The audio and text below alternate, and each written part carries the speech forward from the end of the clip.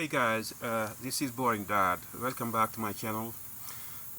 Today we are back to the section where I planted the sweet potato. Now if you look, it has been growing and it came out of the refrigerator and growing on the ground. Hopefully the ground is concrete, so it won't be able to take roots, because if you look here on this section, you have this node right up here. If we had some soil on the ground, it would have taken root and keep growing and growing, and you don't want that, because I'm not looking for extra tubers. I'm just trying to contain the whole thing in this refrigerator.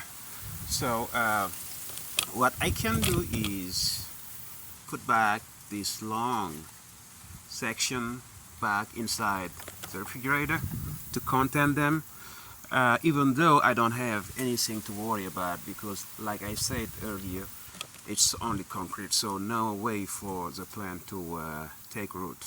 And if you look, it's climbing up here, so it likes to spread around and take a grip anywhere it can.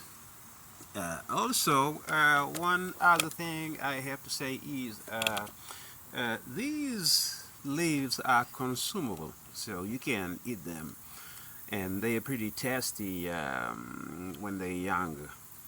So I'm gonna probably trim some and put them. You don't have to really worry about trimming too much, because if you over trim the plant, what's going to happen here is you are taking away the energy that the plant uses for photosynthesis. So if you want to consume some of them, you can just trim few leaves, and whenever they spread out, you can just cut some leaves to use them for food.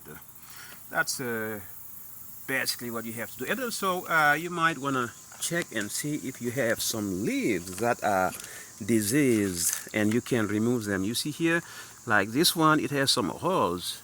You might want to take this out too. It doesn't hurt. You got few of them around here, but you get the idea. The idea is to make sure you can remove leaves that are diseased and leaves that are not faring well, so the energy can be focused on the leaves that are pretty healthy. So that's all it takes, and again, trimming is good if you have diseased leaves or leaves that are not really faring pretty well, like yellow leaves. But at the end of the day, remember that the potato needs many leaves to be able to do its job, to act, to do the photosynthesis process. So don't over trim your plant.